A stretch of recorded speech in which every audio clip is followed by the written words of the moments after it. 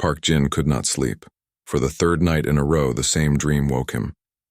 He sat up in bed, his heart racing. The clock on his wall showed 3:14 a.m. Not again, he whispered, rubbing his eyes.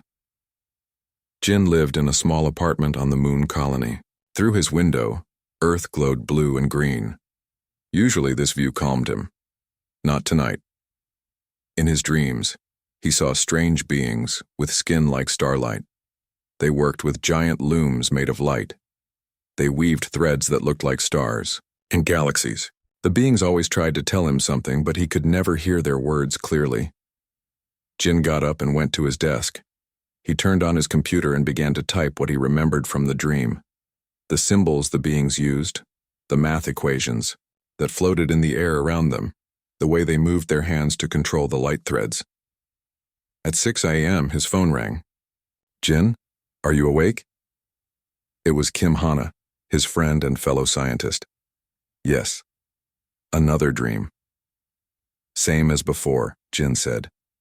"Come to the lab right now," Hana said, her voice urgent. "I found something you need to see." Jin hurried to get dressed. As one of Earth's top quantum physicists, he had special access to the moon colony's best research facilities.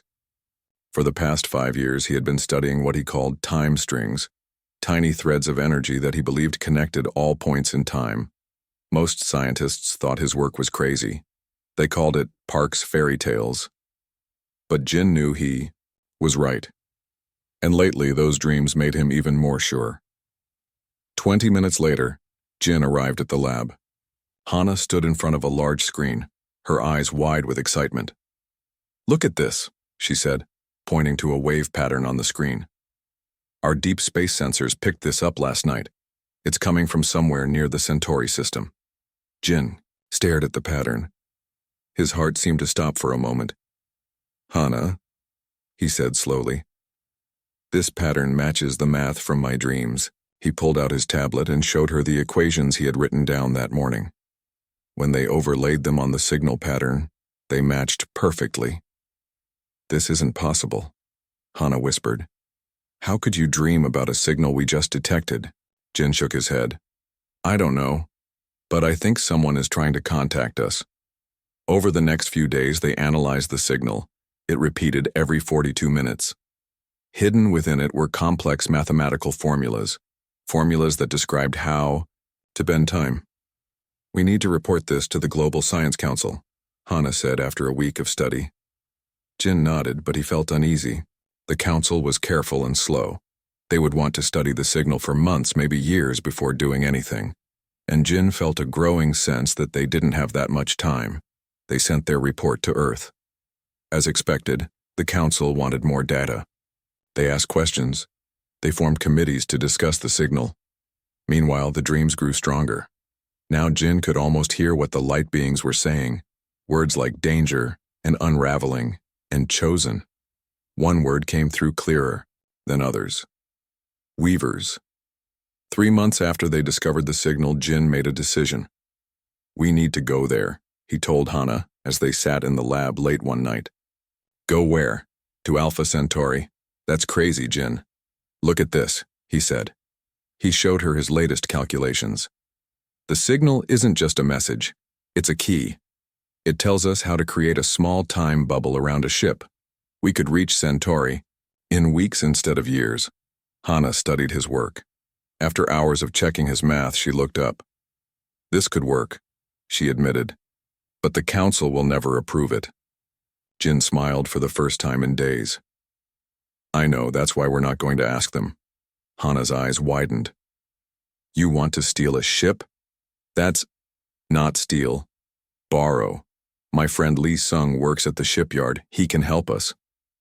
"The pilot? The one who flew the first mission to Mars?" Jin nodded. "He owes me a favor, and I think he'll understand when I show him the signal." The next day they met with Sung at a small coffee shop near the shipyard.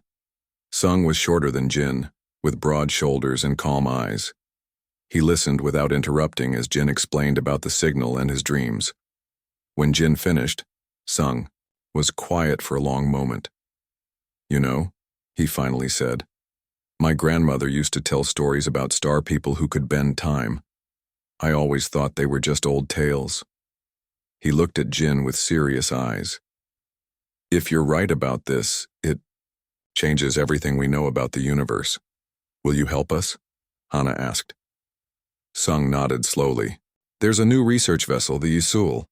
It's small, fast, and has the best sensors. I can get us access, but we'll need to move quickly. They spent the next week preparing in secret. Jin programmed the ship's computers with his time bubble. Equations. Hana gathered supplies and research equipment. Sung created a fake mission profile that would get them clearance to leave.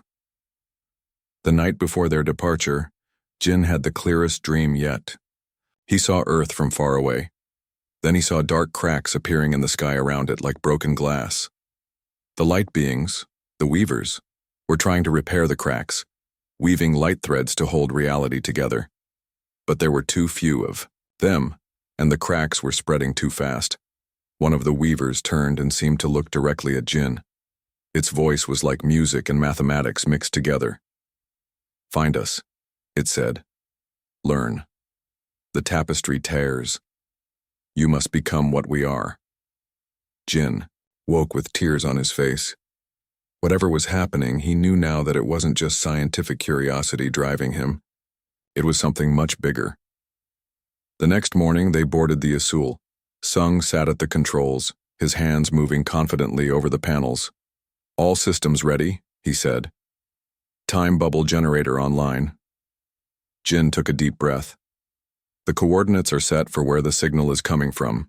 It's not exactly in the Centauri system. It's a point in empty space between stars. Hana checked their supplies one last time. We have enough food and water for 3 months. If your time bubble works, we should be back long before then. And if it doesn't work? Sung asked. Jin smiled grimly.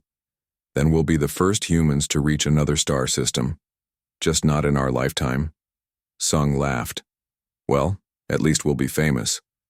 The ship rose silently from the lunar surface. As they climbed, away from the moon, Earth grew smaller behind them. Time bubble activating in 3, 2, 1, Jin said, pressing the final key on his console. The stars around them seemed to stretch. A soft blue light surrounded the ship. Jin felt a strange sensation, as if time itself was bending around them. It's working, Hana shouted, looking at her instruments. We're moving at impossible speeds.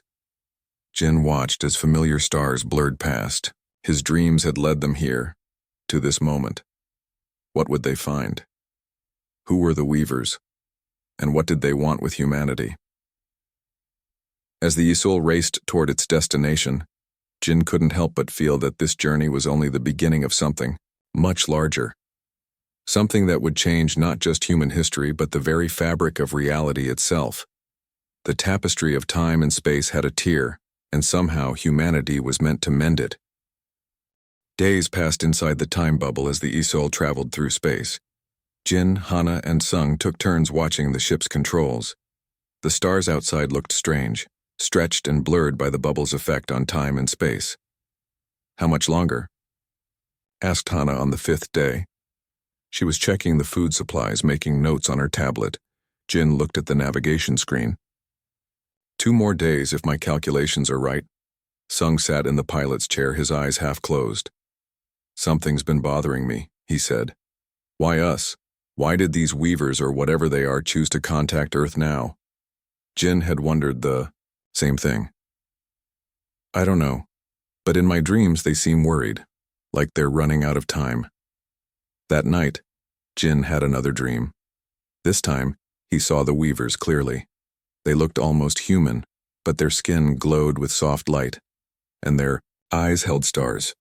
They worked at giant looms, weaving threads of light into patterns that looked like star maps. In the dream, one of the weavers turned to Jin and spoke. The tapestry tears. The void grows. You must learn to see the threads. Jin woke with a start. Sung was shaking his shoulder. Jin, wake up, we're here. Jin jumped out of bed and ran to the bridge. Through the front window, he saw nothing but empty space. Where's the signal coming from? He asked. Hana pointed at the radar screen. Right in front of us. but there's nothing there. Jin checked the instruments. The signal was strong now, coming from a point in space just 1,000 kilometers ahead, but the visual scanners showed only stars. Wait, Sung said suddenly. Look at the stars behind where the signal is coming from. Jin and Hana looked. The stars seemed to bend around a circular area, as if something invisible was warping space. Around it, it's hidden, Jin said. Like it's cloaked somehow. Sung flew the Yseul closer. As they approached, their instruments began to act strangely. The clock on the wall jumped forward and back. The gravity in the ship went up and down. Time distortions, Jin said, excitement in his voice. Just like in my calculations. When they were only 100 kilometers away, something appeared in front of them. It looked like a giant ring floating in space, made of a dark metal that seemed to swallow light. The ring was spinning slowly, and inside it was not empty space, but a swirling pool of colors. It's some kind of gateway, Hana whispered. Sung slowed the ship. Should we go through it? Jin hesitated. They had come all this way following his dreams, but now that they were here, he felt afraid. What if it was a trap? As if in answer to his thoughts, a beam of light shot out from the ring and hit the Yseul. But instead of damaging the ship, it scanned it. It's reading our ship, Hana said, checking the sensors. And our DNA? A moment later, a voice came through the ship's speakers. It spoke in a language none of them had ever heard before, but somehow Jin understood it. Humans, the voice said. You have answered our call. Enter the Nexus. Jin looked at his friends. It wants us to go through the ring. Sung's hands tightened on the controls. Are we really going to trust a mysterious voice from a giant space ring? Hana looked at Jin. Your dreams led us here. What do they tell you now? Jin closed his eyes. In his mind, he saw the Weavers again, beckoning to him. We need to go through, he said, opening his eyes. This is what we came for. Sung nodded, and flew the Yseul slowly toward the ring. As they passed through, the ship shuddered. The colors of the swirling pool surrounded them, and for a moment, Jin felt like they were everywhere and nowhere at once. Then, suddenly, they were through. On the other side was not empty space but a vast structure. It looked like a space station but bigger than any built by humans. It was shaped like a flower with many petals, each one as large as a city. The whole structure floated inside what looked like a bubble of energy. Amazing, Hana breathed, staring at the screens.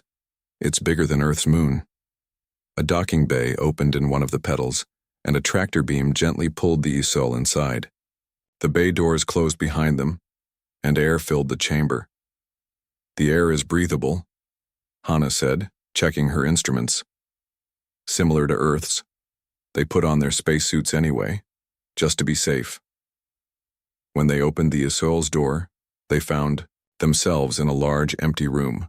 The walls glowed with a soft light, and symbols were carved into them, the same symbols Jin had seen in his dreams. I can read these, Jin said, surprised. He walked to the nearest wall and ran his fingers over the symbols. They tell a story. What kind of story? Sung asked, looking around nervously. About the Weavers. They say they're an ancient race who discovered that reality, time and space, is like a fabric. It can tear, and when it does, something they call the void can get in. As Jin spoke, a door appeared in the wall that hadn't been there before. It opened silently.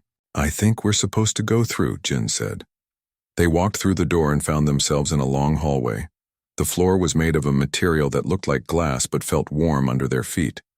As they walked, lights turned on ahead, of them and off behind them. It's like the place knows we're here, Hana said.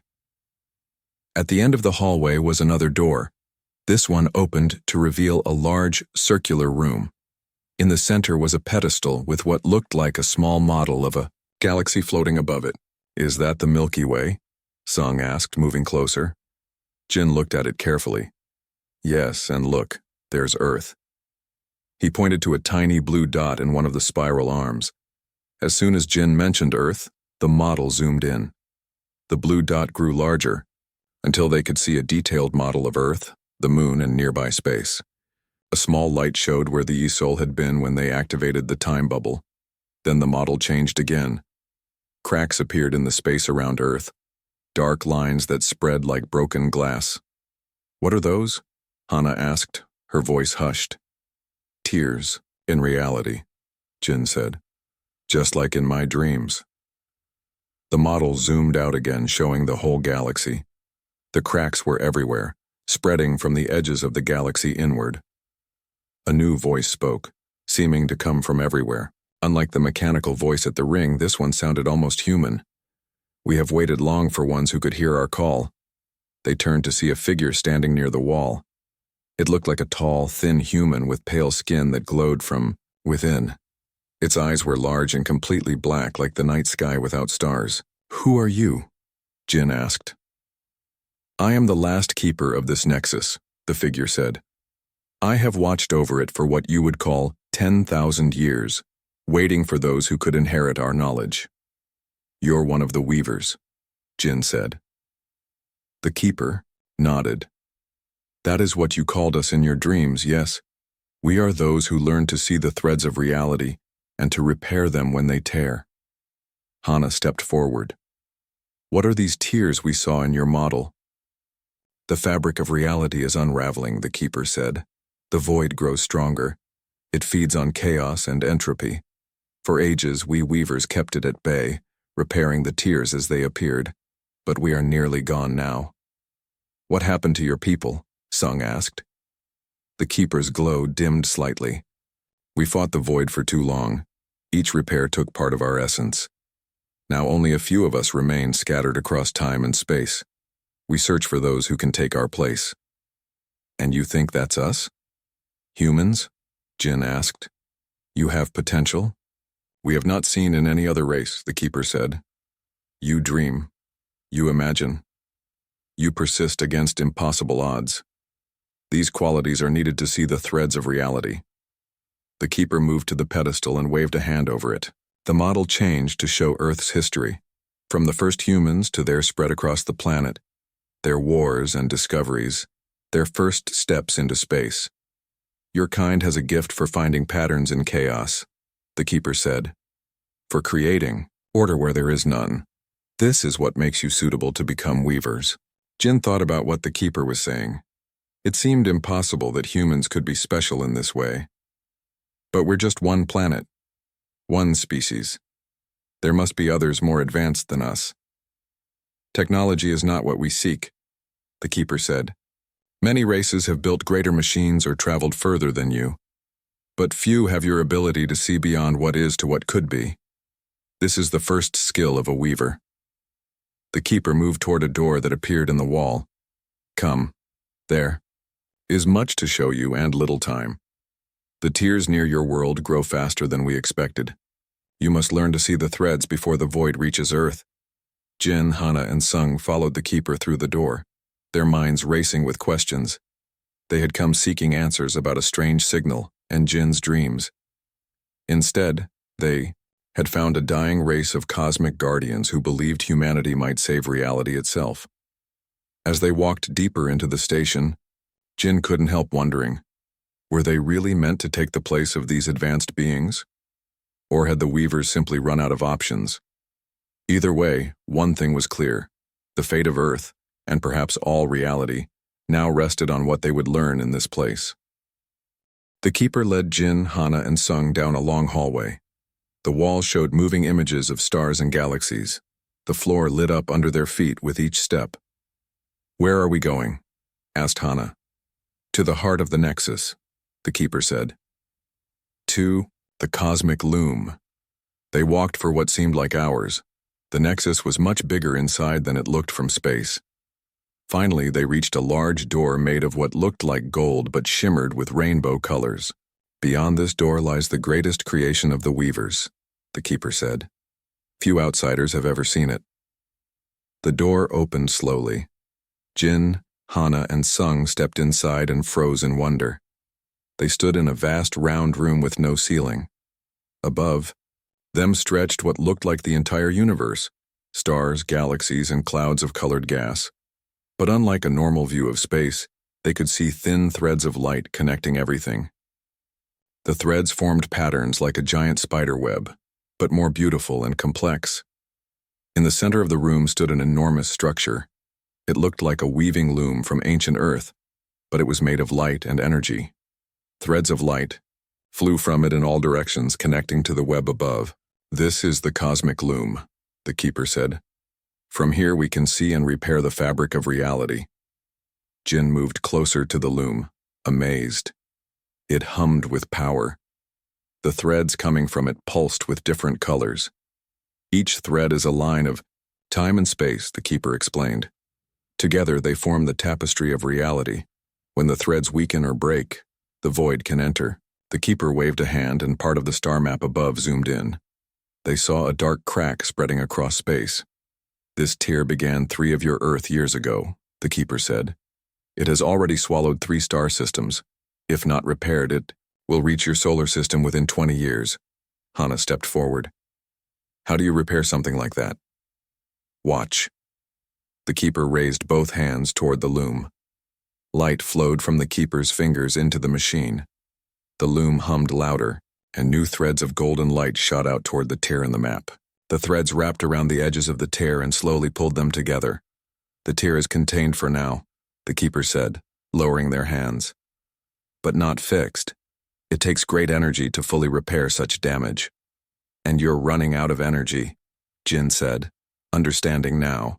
"That's why you need us." The keeper nodded. "Each repair takes part of our essence. We were once millions. Now only hundreds remain across all of time and space." Sung, who had been quiet until now, spoke up.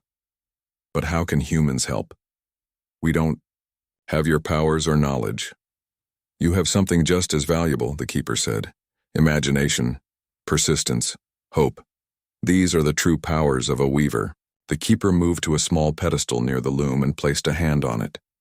A hologram appeared, showing Earth's history again.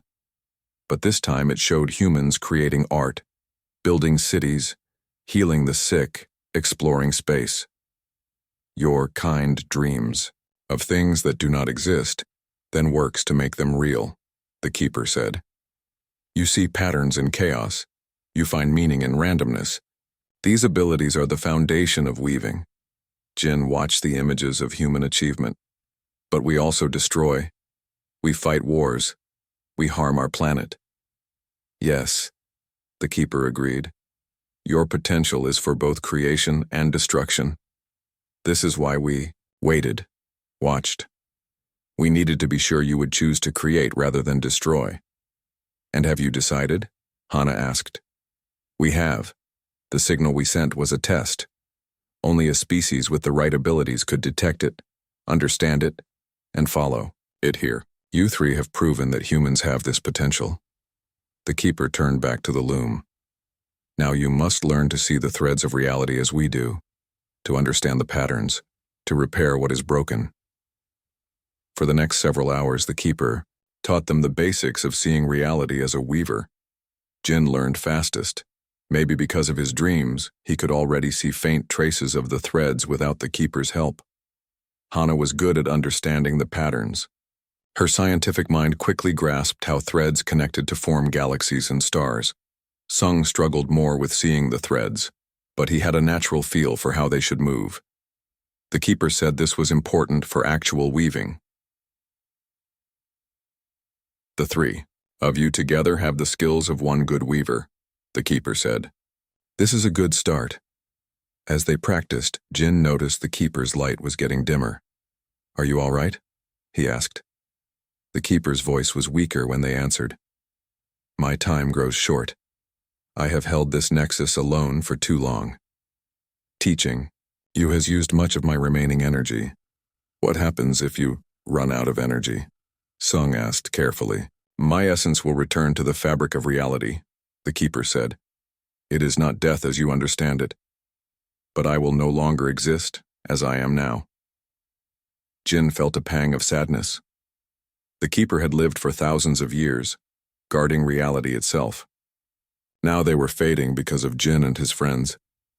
"Don't be sad, Park Jin," the keeper said, seeming to read his thoughts. "This is why we exist, to preserve reality until others can take our place. Your coming gives meaning to my long watch." Hana had been studying the map above them.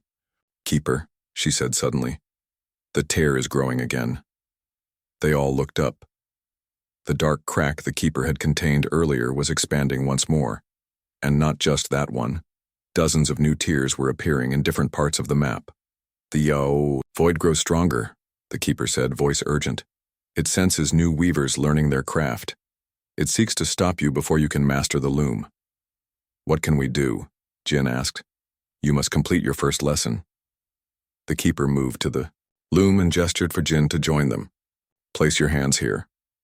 Jin put his hands where the keeper indicated. Energy flowed through him, hot and cold at the same time. The threads of the loom seemed to come into sharper focus.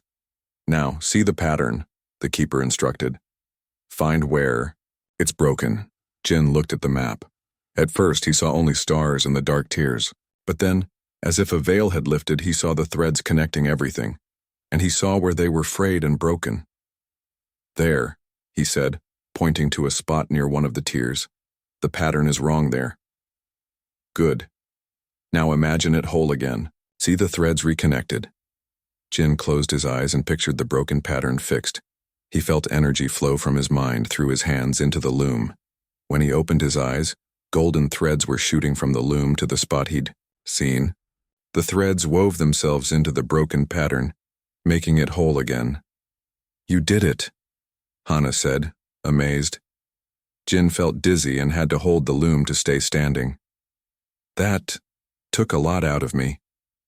"Yes," the keeper said. "Weaving requires energy. Your energy. This is the sacrifice of a weaver." Before anyone could respond, an alarm sounded.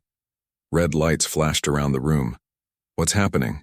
Sung asked, looking around. The keeper moved quickly to a control panel. "The void has found us. It sends its servants to attack the nexus." The map above changed to show the space around the nexus. Dark shapes were moving toward them, ships or creatures, it was hard to tell. They looked like shadows with no clear form. "What are those?" Hana asked. "Void hunters," the keeper said. "They seek to destroy all weavers and tear reality apart." "Why would anything want to destroy reality?" Sung asked.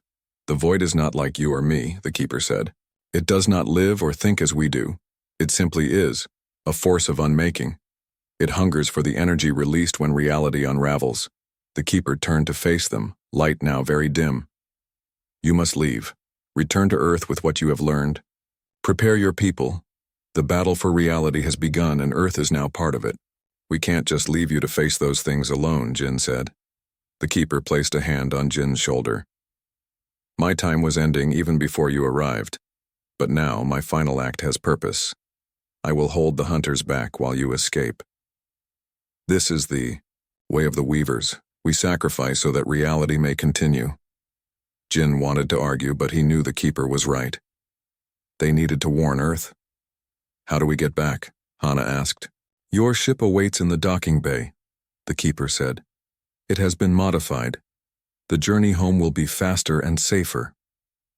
The floor shook as something hit the nexus. The keeper's light flickered. "Go now," the keeper urged. "Follow the lights. Back to your ship. The nexus will guide you." As they turned to leave, the keeper stopped Jin with a gentle touch. "Remember, Park Jin, reality is what you make it. The threads respond to will and imagination. This is humanity's gift. Use it." "Well?" Jin nodded, throat tight with emotion. "Thank you for trusting us." The keeper smiled, a beautiful glow spreading across their face. "Thank you for coming. Now go. Become what we once were. Become the weavers that reality needs." Jin, Hana, and Sung ran from the chamber as lights in the floor lit up to show them the way. Behind them, the keeper turned to face the loom, hands raised as the room filled with golden light. The battle for reality had begun, and humanity was now its last hope. Jin, Hana, and Sung ran through the hallways of the Nexus. Lights on the floor showed them the way back to their ship. The whole station shook as the Void Hunters attacked. "Hurry!" Sung shouted as a section of ceiling crashed down behind them. They turned a corner and saw the docking bay ahead. The Isol waited for them, but it looked different. The hull now had glowing lines running across it, like the threads they had seen on the cosmic loom. "The Keeper modified our ship," Hana said as they rushed inside. Sung jumped into the pilot's seat and started the engines. The control panels had changed too. New screens showed things Sung had never seen before. "I don't know how to fly this anymore," he said, hands hovering over the controls. Jin sat next to him. "Let me try. I think I understand some of this now." Jin placed his hands on the main panel. Just like with the loom, he felt energy flow through him. The ship responded, engines humming to life. "It's connected to the Weaver energy somehow," Jin said. "I can feel where we need to go." The docking bay doors opened. Outside, they could see dark shapes moving toward the Nexus, the Void Hunters. They looked like tears in space itself, black holes with edges of purple fire. "Get us out of here," Hana said, strapping herself in. Jin focused his mind on Earth, on home. The ship shot forward, faster than should have been possible. The star ring that had brought them to the Nexus appeared ahead. It was glowing brighter, now fighting against the darkness around it. As they approached the ring, Jin looked back at the Nexus. For a moment he thought he saw the Keeper standing at a window, watching them leave. Then the entire Nexus blazed with golden light so bright it hurt to look at. "The Keeper is fighting them," Jin said softly. They passed through the ring. The familiar swirl of colors surrounded them, and again Jin felt like they were everywhere, and nowhere at once. Then they were through, back in normal space. The ship's new engines powered up, creating a time bubble around them. Stars blurred as they raced toward Earth. Inside the ship, the three friends sat in silence. Each was thinking about what they had seen and learned. "Do you think the Keeper survived?" Hana finally asked. Jin shook his head. "I don't think so. I felt something when the Nexus lit up, like a goodbye." Sung checked the navigation system. "We'll reach Earth in 3 days with these new engines. What do we tell people when we get there? Who will believe us?" "We have proof," Hana said. She held up her tablet. "I recorded everything, the Nexus, the loom, the Keeper, and look at our ship, it's changed. No human technology could do this." Jin was quiet. Since they left the Nexus, he had been hearing whispers in his mind. Not like his dreams before, but clearer. Words and images from the Keeper and maybe from other Weavers too. "Jin?" Hana touched his arm. "Are you okay?" "I can hear them," he said. "The Weavers. It's like they left messages in my mind. Knowledge, instructions." "What are they saying?" Sung asked. "How to find other Weavers, how to teach others to see the threads, how to build our own loom." Hana's eyes widened. "You mean we can make a cosmic loom on Earth?" "Not as powerful as the one in the Nexus. But yes, we can build one. We have to. The Void knows about us now. It will come for Earth." Sung frowned. "How long do we have?" Jin closed his eyes, listening to the whispers. "Years, maybe. Not decades. The Keeper's sacrifice bought us time, but not enough." For the next 3 days, they planned what to do when they reached Earth. Jin shared what he was learning from the whispers. Hana organized their evidence and prepared reports for Earth scientists. Sung studied the ship's new systems, learning how Weaver technology worked.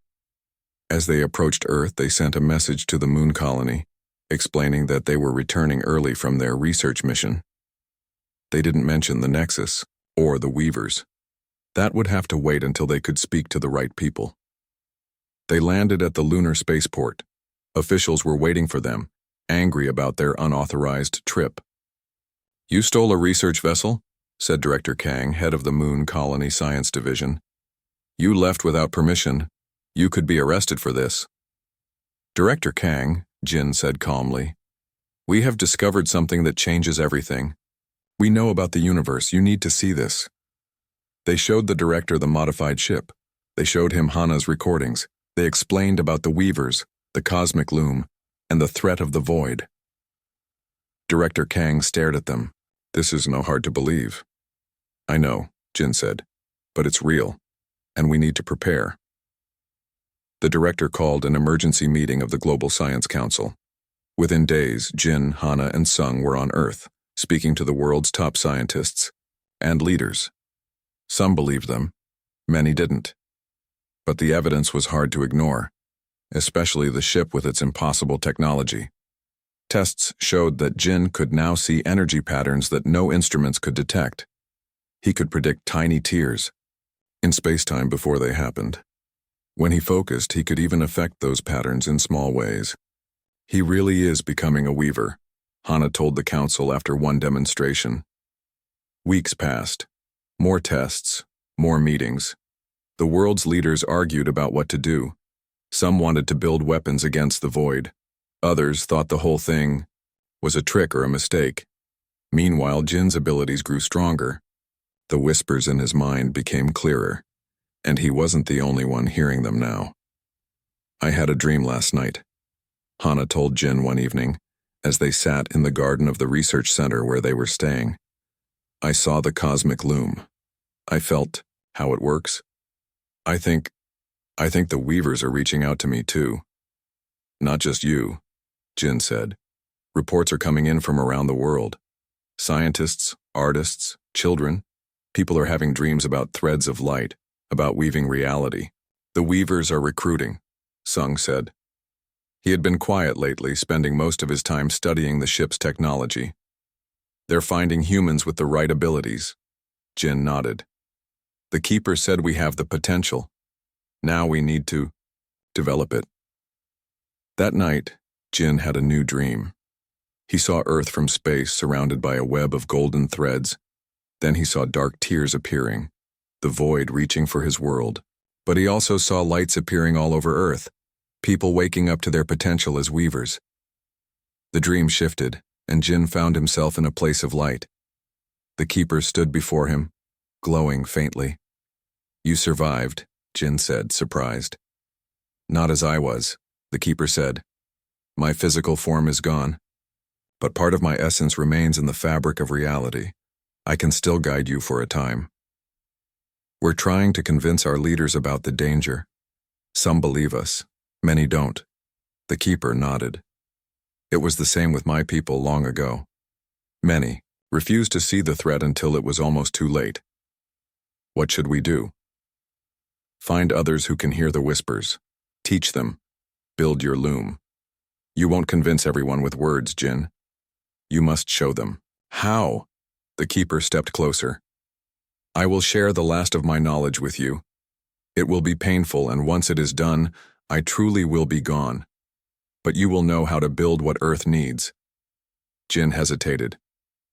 You've given so much already. This is the way of the Weavers, the Keeper said with a gentle smile. We give everything so that reality continues. Now it is your turn to learn this lesson. The Keeper reached out and placed a hand on Jin's forehead. Light flowed from the Keeper into Jin. It burned like fire and froze like ice. Images and knowledge poured into his mind. Secrets of the universe, technologies beyond human understanding, the true nature of reality itself. Jin woke in his bed, gasping. His room was filled with golden light that faded slowly. In his mind was a complete blueprint for Earth's first cosmic loom, and with it came the Keeper's final whisper. Find Sung. He is more than he appears to be. Jin sat up confused. What did that mean? Sung was his friend, a skilled pilot. What wasn't he telling them? As the sun rose over Earth, Jin knew that the real work was just beginning. The void was coming. Earth needed to be ready. And somehow, Sung was part of this mystery too. The divine whispers of the Weavers had set humanity on a new path. Now they had to learn to walk it before the darkness arrived. The next morning, Jin went to find Sung. He had to know what the Keeper's final message meant. He found his friend in the lab studying parts of the modified ship. Sung, we need to talk, Jin said. Sung looked up. Something in his eyes had changed. They seemed deeper somehow, older. "You spoke with the keeper last night," Sung said. It wasn't a question. Jin stared at him. "How did you know that?" Sung put down the tool he was holding and sighed. "Because I felt the keeper's essence fade completely.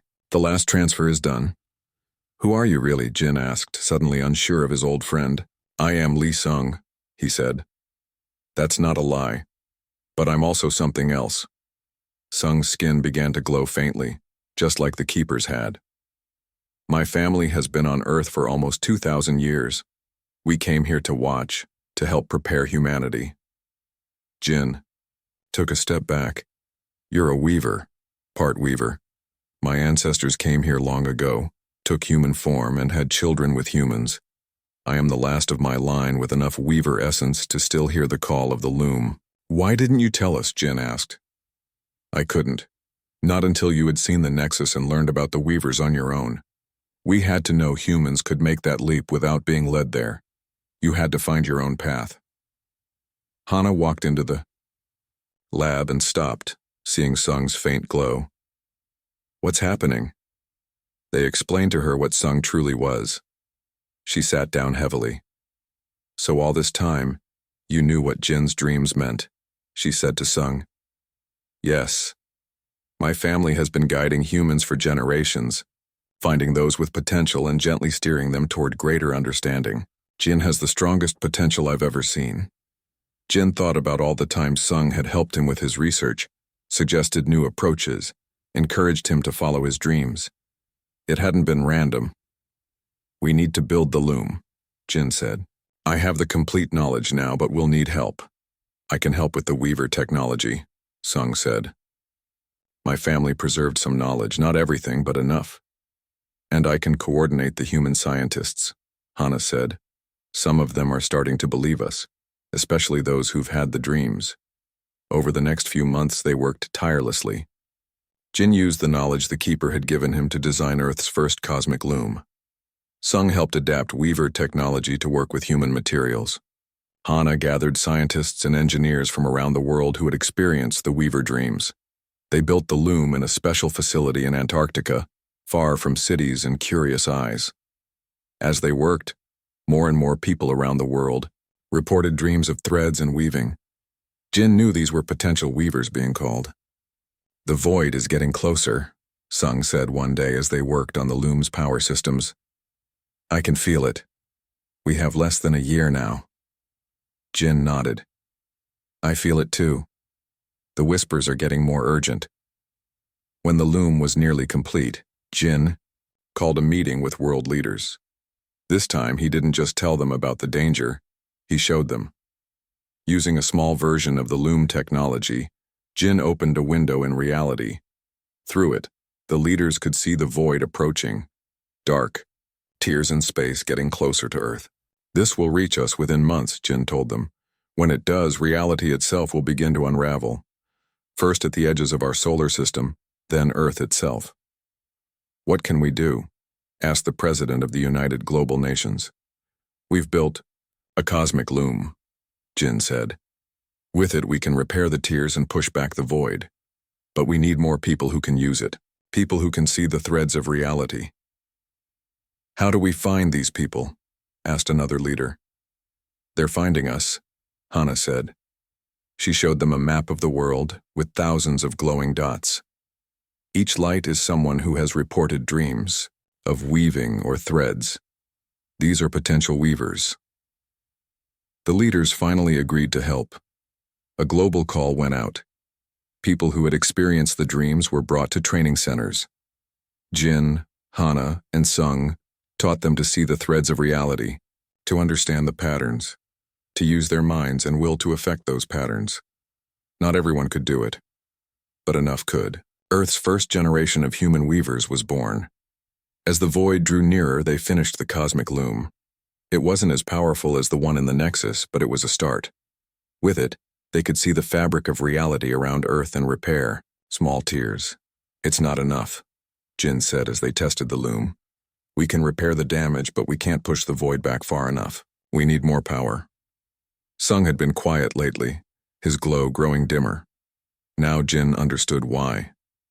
Like the Keeper, Sung was using his essence to help them. There is a way, Sung said. But it comes with a price. What way? Hana asked. A temporal loop, Sung said. We use the loom to create a bubble of time around Earth. Inside it, time will pass normally. Outside, time will slow almost to a stop. It will give us years to prepare while the void advances only days. And the price? Jin asked, though he already knew. It will take all my remaining Weaver essence to create the loop, Sung said. And even then it will only work if we have enough human Weavers to maintain it. They brought the plan to the world leaders. After much debate, they agreed. It was their best hope. On the day the void was projected to reach the edge of the solar system, they gathered at the loom. 500 trained human Weavers joined hands around it. Sung stood at the center, his light now bright and strong. He had been saving his strength for this moment. Remember what the Keeper told us, Sung said to Jin and Hana. Reality is what you make it. The threads respond to will and imagination. This is humanity's gift. Sung placed his hands on the loom. Energy flowed from him into the machine. The human Weavers added their energy too. Jin and Hana joined them, channeling all their will and hope into the loom. Above them, in the viewing screen, they saw the void reach the edge of their solar system. Dark tears spread across space, reality itself coming apart. The loom's power rose to meet it. Golden threads shot out from Earth, wrapping around the planet in a protective web. Time itself seemed to stretch. Jin felt the moment extend, reality shifting around them. Sung's light grew brighter and brighter until it was hard to look at him. Hold the pattern, Sung shouted. See it whole. Make it real. With a final surge of power, the temporal loop formed. Jin felt time inside the bubble continue normally while outside it slowed to a crawl. The void's advance nearly stopped. The light from Sung faded. He fell to his knees, his human form growing solid again, his glow disappearing. It's done, he whispered. The loop will hold for about 50 Earth years. After that, you'll need to face the void again. Jin and Hana helped their friend to a chair. Thank you, Jin said. Your sacrifice gave us time. Sung smiled weakly. I'm not gone, old friend, just human now. Completely human. My Weaver essence is part of the loop. He looked around at the human Weavers, tired, but triumphant. But look what humanity has become. You don't need me anymore. In the years that followed, human Weavers spread across Earth and beyond. They built ships like the Isul, modified with loom technology. They established weaving stations throughout the solar system. They trained more Weavers, building a network of those who could see and repair the fabric of reality. The knowledge from the Keeper, passed to Jin and then to others, became the foundation of a new science, temporal mechanics. Humanity learned to work with the threads of reality, not just see them. Jin, now an old man, often stood on the observation deck of the lunar colony and looked out at Earth. The golden web of the temporal loop was visible to his Weaver sight, holding strong after all these years. Beside him stood Hana, her hair now white but her eyes still sharp. Do you think we'll be ready when the loop fails? She asked. Jin nodded. The void is still out there. But we're not the same species. We're when the Keeper found us. We've grown, we've learned. We've become what they hoped we would be, Hana said. No, Jin smiled. We've become something they never imagined, something new. Far below on Earth, a young Korean physicist was having strange dreams of threads and looms and beings of light. The cycle continued, the whispers passed on. Humanity's cosmic destiny unfolded across the stars, not as conquerors or explorers, but as guardians of reality itself. The Weavers were not gone. They had become us.